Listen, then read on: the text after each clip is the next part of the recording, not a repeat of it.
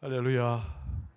또 주의 은혜 가운데 오늘 3일 밤 예배를 기억하고 또 주님 앞에 예배하면서 하나님의 은혜를 사모하며 하늘의 축복이 우리 가운데 충만할 줄로 믿습니다. 시편 56편 오늘 1절에서 13절까지 말씀을 대하는데요. 내가 주를 의지하리이다. 성경 말씀의 부분으로 제목을 잡았습니다. 한번 따라서 할까요? 우리가 주를 의지하리이다.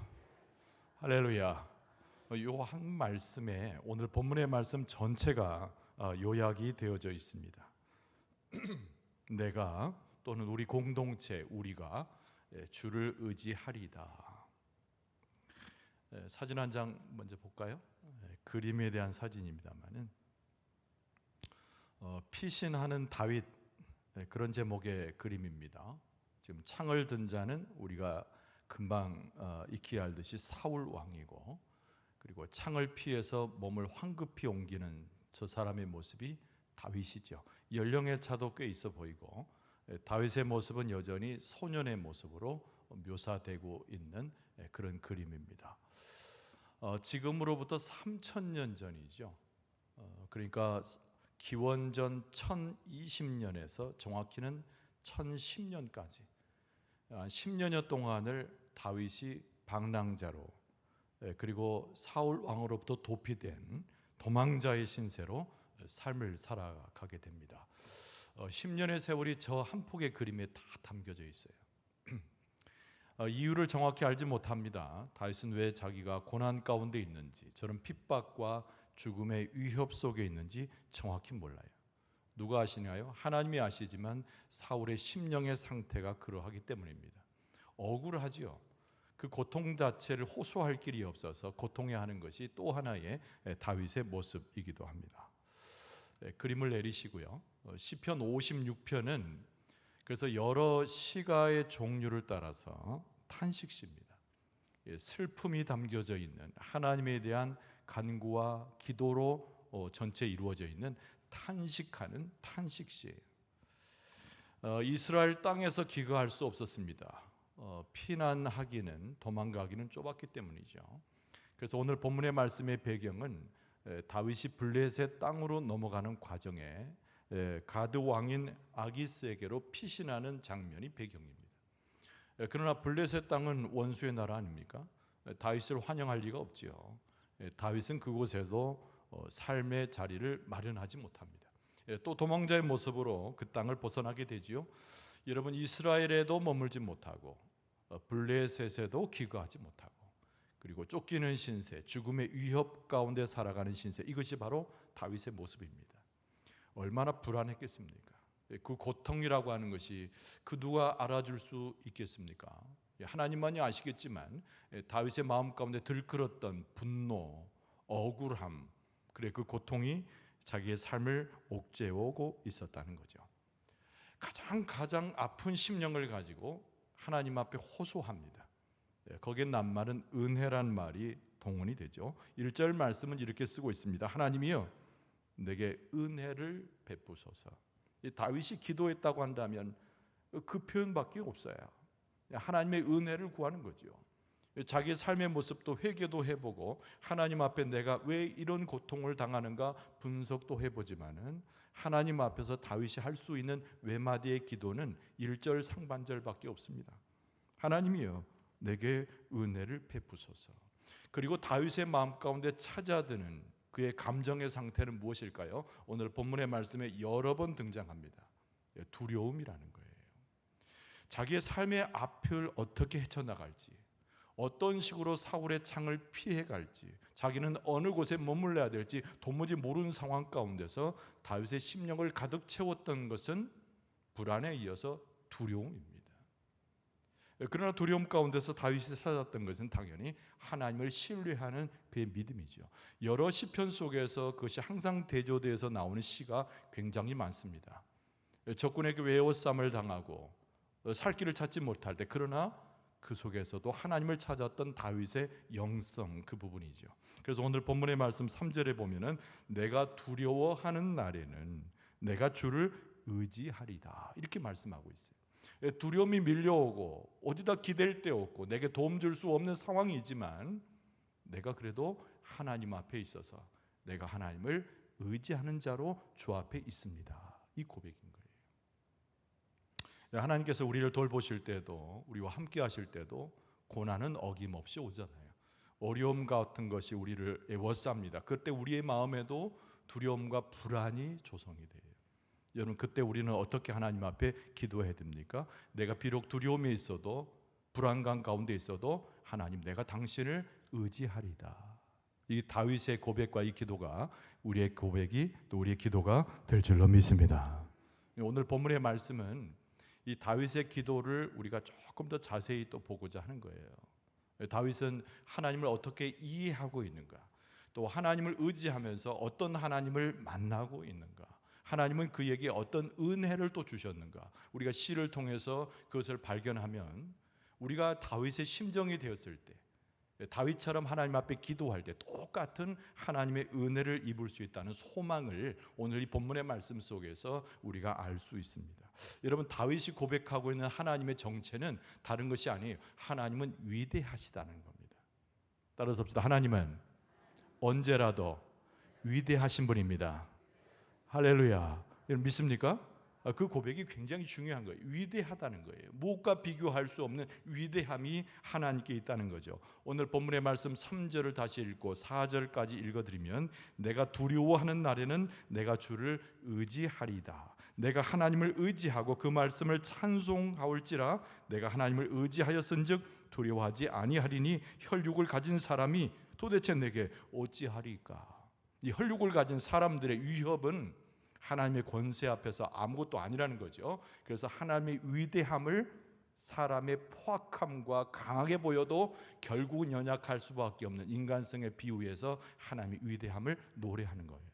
이것이 오늘 시편의 앞부분을 차지하는 다윗의 고백입니다.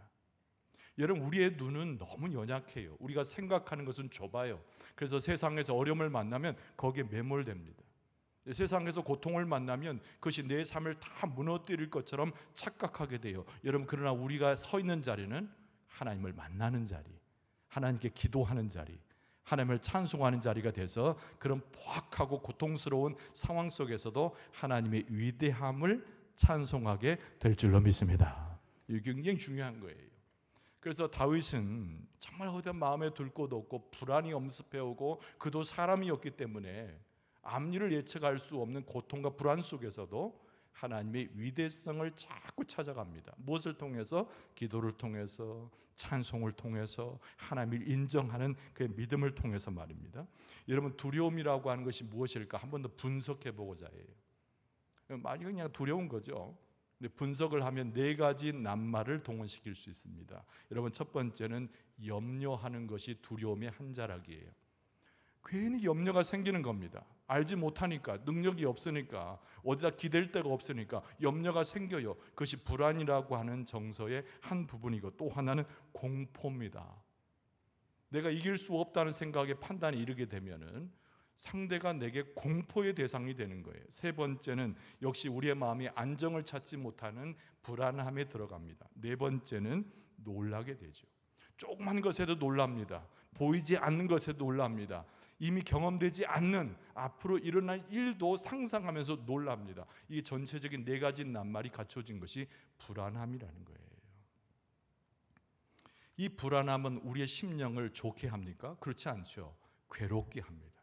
그래서 우리의 괴로운 심정의 대표적인 정서적 상태가 두려움이에요. 바로 다윗이 그 가운데 빠졌다는 겁니다. 우리는 여러 번 하루를 살면서 아침, 나절에, 점심에, 저녁에 잠을 잘 때까지도 이 두려움에 처할 때가 많이 있습니다. 여러분, 이 두려움이라고 하는 것이 얼마나 굉장한 힘을 가지고 있는지, 여러분, 두려움을 가지고 살면 안 된다는 말이 정상적인 표현이에요. 여러분, 두려움이 우리 가운데 밀려오잖아요. 근거도 없는 것인데, 우리의 정서적 상태에 불과한 것인데 우리의 개인의 삶을 무너뜨립니다. 그래서 우리로 하여금 겁을 집어먹게 만들어요. 그래서 그 두려움 가운데서 나 스스로가 포기되고 무기력 가운데 빠지게 됩니다. 하나님의 역사와 언약도 잊어버리게 되고 하나님이 나와 함께 하심도 괜히 지나가게 되고 하나님을 인정하지 않는 불신의 상태로 우리를 자꾸 이끌어가는 우리의 정서의 상태가 두려움이라는 거예요. 우리는 어떻게 해야 됩니까? 하나님 앞에 기도할 때, 찬송할 때 이 두려움을 우리 등 뒤로 버릴 수 있어야 돼요. 할렐루야.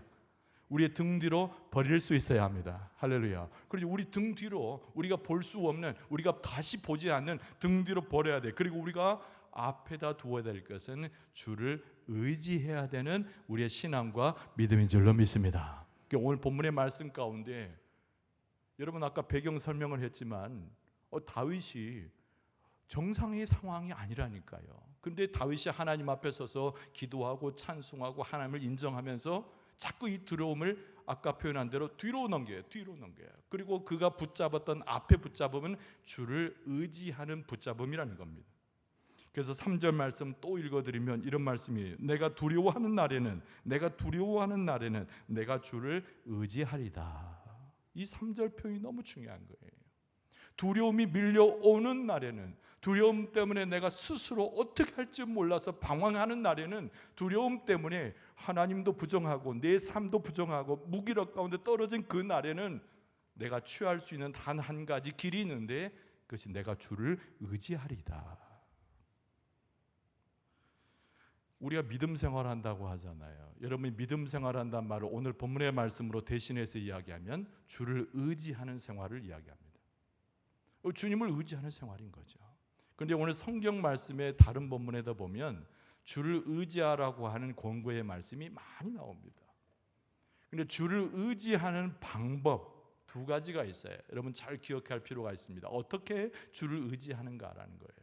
어떻게 주를 의지함으로 하나님을 만나고 새로운 능력으로 무장되고 아까 던져버렸던 그 두려움으로 다시 들어가지 않고 어떻게 새 삶을 사는가?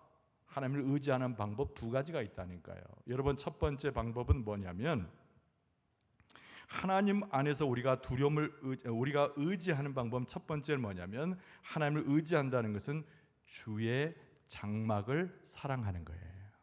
한번 따라서 합시다. 주님을 의지하는 것은 주님 계시는 장막을 사랑하는 것입니다. 눈치채셨죠? 주의 장막은 성전이기도 하고 교회이기도 하고 예배의 자리이기도 해요. 여러분 시편 84편의 근거를 가지고 이 첫 번째 주를 의지하는 방법에 대해서 잠깐 생각해 보고자 합니다.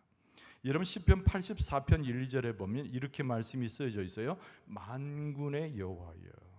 여러분 그냥 부른 것이 아닙니다. 다윗이 하나님을 부를 때 그냥 미사역으로 좋은 말로 아름다우신 하나님, 그냥 내게 복 주시는 하나님 이렇게 부르는 것이 아니에요. 만군의 여호와여 이렇게 시작합니다. 시편 84편 1절은 만군의 여호와여. 세상의 어떤 권세자들, 세상의 왕이라고 불리는 자들, 권력이 있다고 하는 자들 하나님 앞에서 아무것도 아니라는 표현이죠. 이게 모든 만군에 있어서 유일하게 높고 권력을 가지신 여호와여, 주의 장막이 어찌 그리 사랑스러운지요. 내 영혼이 여호와의 궁정을 사모하며 쇠약하며 내 마음과 육체가 살아 계시는 하나님께 부르짖나이다. 할렐루야. 만군의 여호와 하나님을 찾아가서 그 궁정을 사모하는 심령으로 내 육체가 살아계신 하나님께 부르짖어 기도한다는 거예요. 이것이 하나님을 의지하는 거예요. 여러분 주의 장막은 뭐라고 아까 말했습니까? 주님이 계신 곳이죠. 하나님이 계신 곳이 장막이에요. 우리가 살아가는 것은 우리 육신의 장막은 없어지는 겁니다. 그러나 하나님의 장막은 영원한 것이어서 하나님이 계신 곳인데 그 장막을 사모한다라고 하는 말은 무슨 말인가? 여러분 땅과 하늘이 맞다는 거예요. 우리가 피조물된 우리는 한계가 있고 육체에 시들러지고 아무것도 아닌 존재가 영원하신 하나님을 만나는 것, 그것이 바로 하나님 계시는 장막을 사모하는 거예요. 오늘 우리가 예배할 때, 주의 말씀을 들을 때, 주님을 찬송할 때 마치 땅이 하늘에 닿고 우리의 피조물 연약한 자가 하나님을 만나듯이 오늘 우리가 하나님을 깊이 체험하게 되는 줄로 믿습니다. 그런데 예수님께서 말씀하시기를 예수님이 곧 성전이라고 그러셨어요. 예수님이 곧 주의 장막입니다.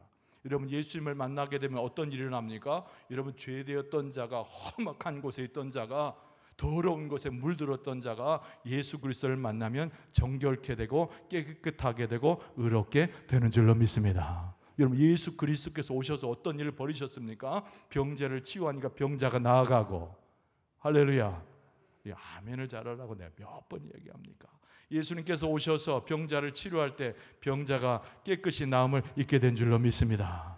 여러분, 귀신 들린 자가 예수님 앞에 왔을 때 예수님께서 귀신을 내어 쫓으심에 그가 온전하게 된 줄로 믿습니다. 소위 죽은 자를 찾아가셔서 예수님께서 손을 잡아 일으키심에 살아난 줄로 믿습니다. 예수 그리스도가 곧 장막이고 예수 그리스도가 성전인데, 하나님을 의지하듯이 예수 그리스도를 만난다라고 하는 것은 병자된 자가 치료가 되고 죽은 자가 살아나고 귀신 들린 자에게서 귀신이 쫓겨나면서 하늘의 권세를 입게 되는 줄로 믿습니다. 주를 의지한다라고 하는 것은 주님께서 계시는, 하나님께서 계시는 그 장막을 사모해 가지고 그 앞에 나가서 하나님을 만나고 예수님을 만나고 성령의 역사를 체험하는 것이에요.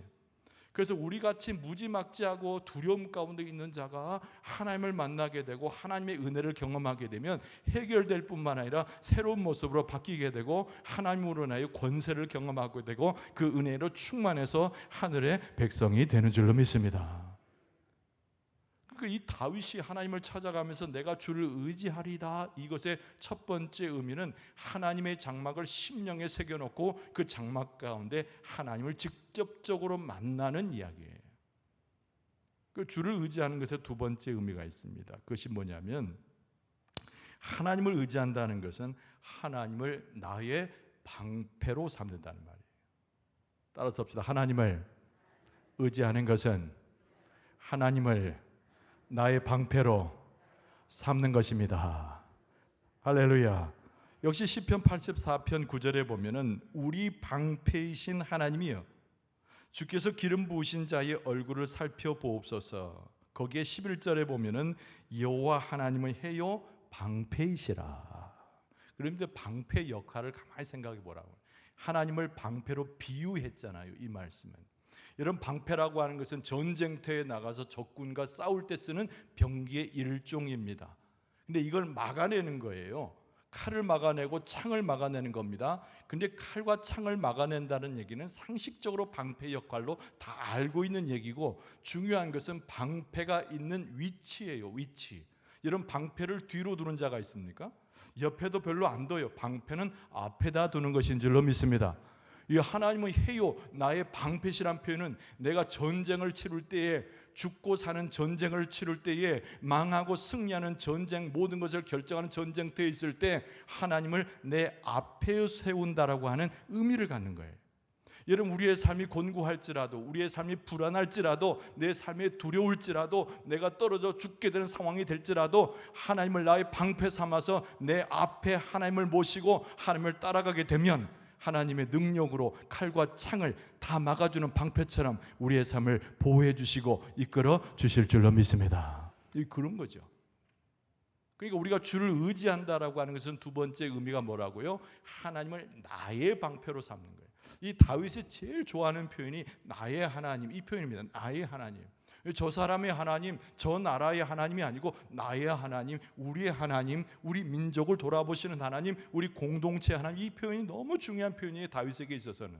그래서 여러분, 시편의 다윗 저작의 상당 부분을 보면 나의 하나님, 나의 하나님, 그 고백이 굉장히 많이 등장합니다.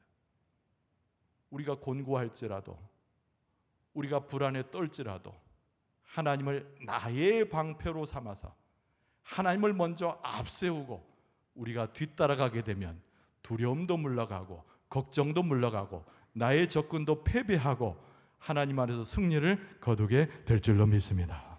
그러니까 적군의 활과 창을 막아내는 방패 역할일 뿐만 아니라 내 앞서 계시는 하나님이라는 의미로 방패는 해석될 수 있다는 거예요. 그래서 하나님을 사랑하는 사람, 하나님을 경외하는 사람, 하나님을 항상 앞에 두고 모시는 사람이 하나님을 의지하되 그 능력을 소유할 수 있다는 거예요.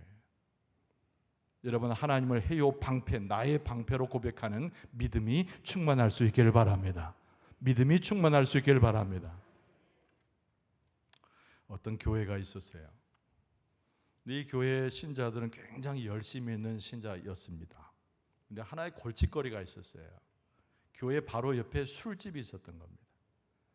근데 이 술집이라고 하는 것이 24시간 술주정뱅이들이 오고 가잖아요. 먹고 마시고 떠들고 춤추고 너무너무 소리가 커서 큰 문제가 됐어요. 그래서 그 술집을 다 허가받고 하는 영업집인데 교회가 어떻게 할 수 없어서 목사님부터 비롯해가지고 장로님과 모든 성도가 모여가지고 기도를 하기 시작했어요. 하나님, 저 술집이 망하게 해주세요. 하나님의 능력으로 망하게 해주세요. 할렐루야. 이거 다 망하게 해주세요. 그냥 막 새벽 기도부터 막 철야기도 하면서 저 술집 좀 망하게 해주세요. 술집 망하게 해달라는 기도가 잘못됐을까 싶어서 막 다 같이 목사님부터 다. 그러나 그 소식이 누구에게 전해지냐면 술집 주인한테 전해졌어요. 술집 주인이 가만히 듣다 보니까 지들이 기도한다고 우리가 망하나? 그러니까 웃었어요. 그런데 얼마 지나지 않아서 큰일이 생겼는데 술집에 불이 났습니다. 불이 나가지고 술집이 망해버렸어요. 기도에 응답된 줄로 믿습니다. 이야기. 근데 술집 주인이 너무 화가 났습니다. 불이 나가지고 술집이 망했으니까.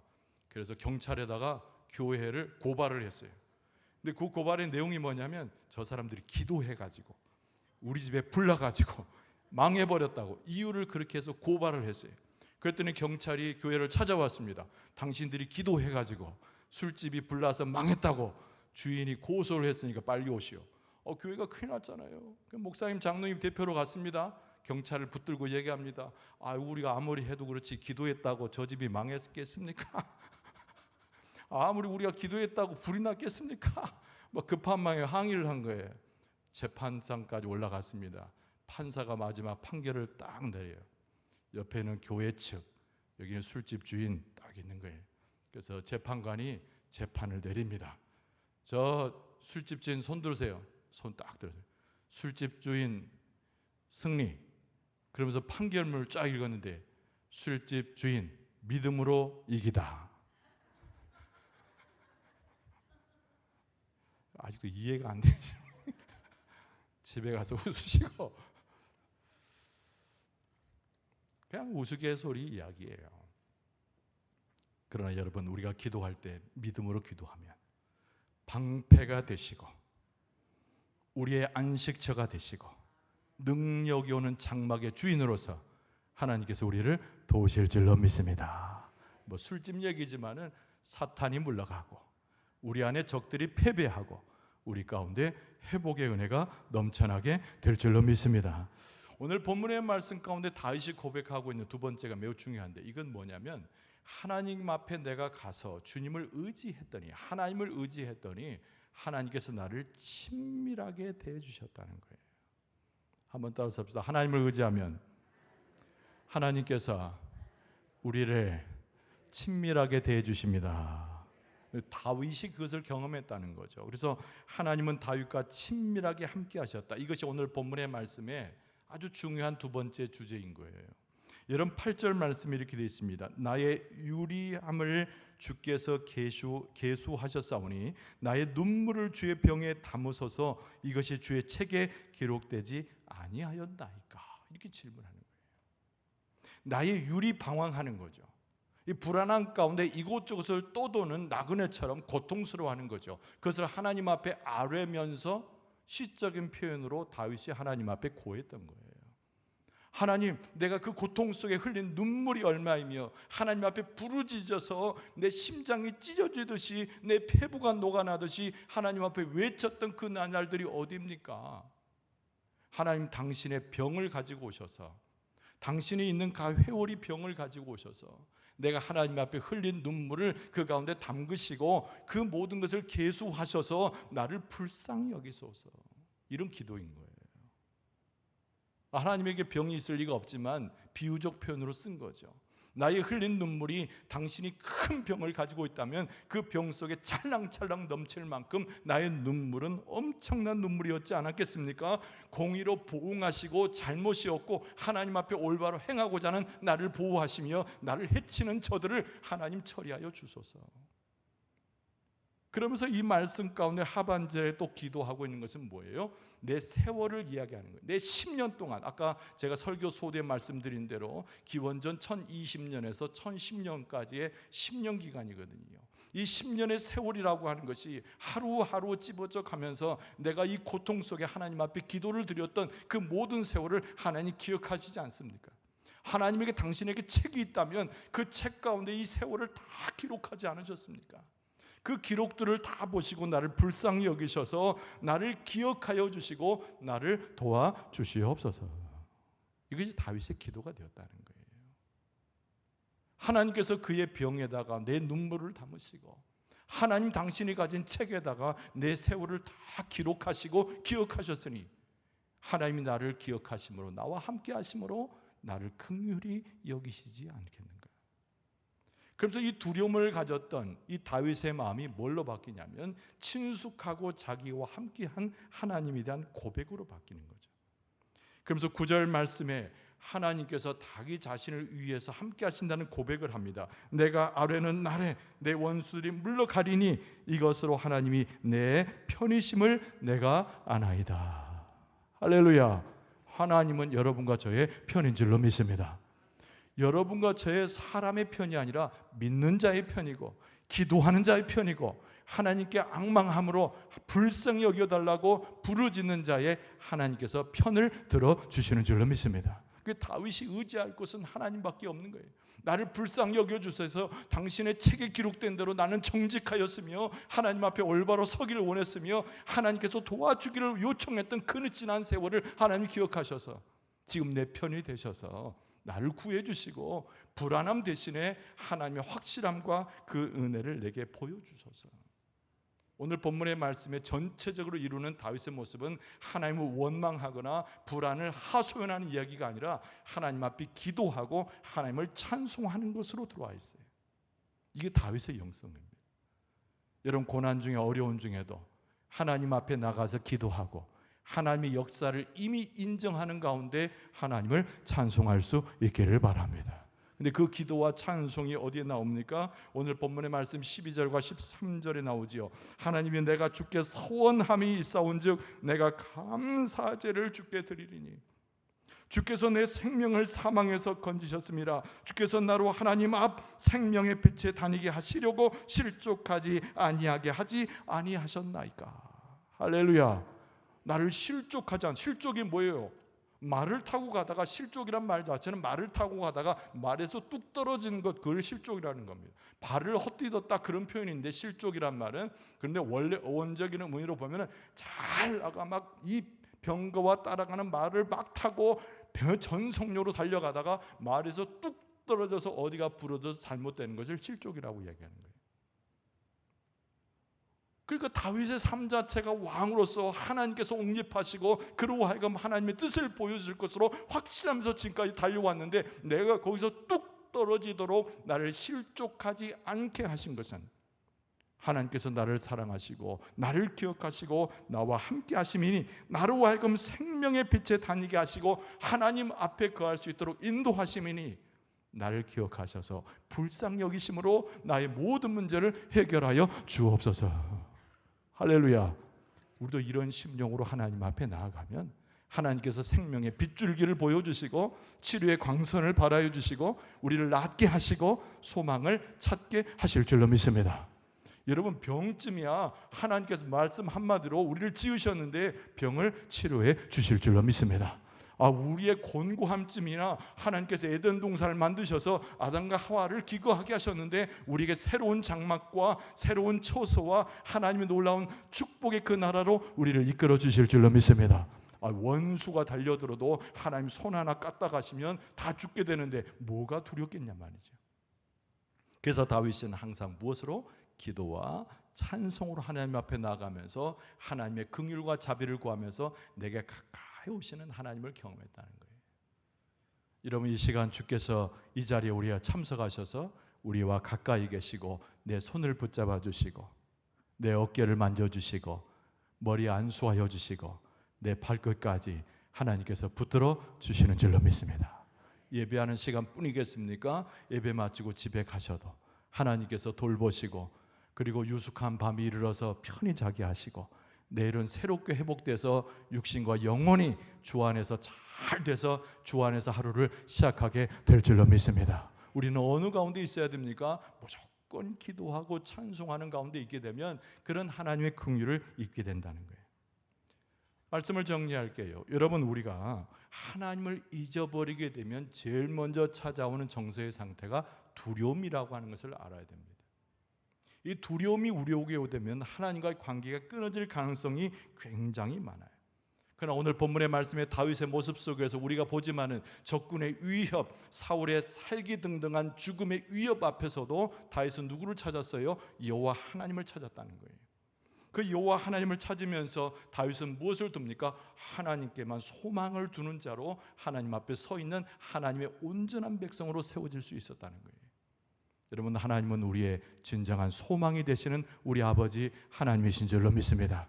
우리를 해결시키시는 만군의 주가 되시는 줄로 믿습니다. 중요한 것은 예수 그리스도를 우리가 믿는다 고백할 때 우리는 하나님 안에 이미 들어와 있는 존재, 우리의 피난처 되시는 하나님 안에 이미 들어와 있는 존재예요. 우리는 두려움에 통제될 수가 없어요. 두려움으로 살아갈 이유가 없어요. 우리는 예수 그리스도의 평안과 그 안식과 하나님의 축복으로 살아가야 할 하나님의 백성임을 믿으시기 바랍니다.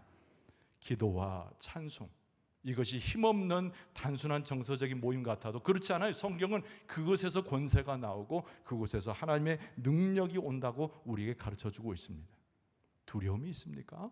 혹시 어려운 가운데 있습니까? 내 삶 자체를 알지 못해서 내 마음에 전전긍긍합니까? 여러분, 그 속에 매몰되지 말고 하나님의 놀라운 역사를 체험해서 찬송하고 기도하는 자리로 나올 수 있기를 바랍니다.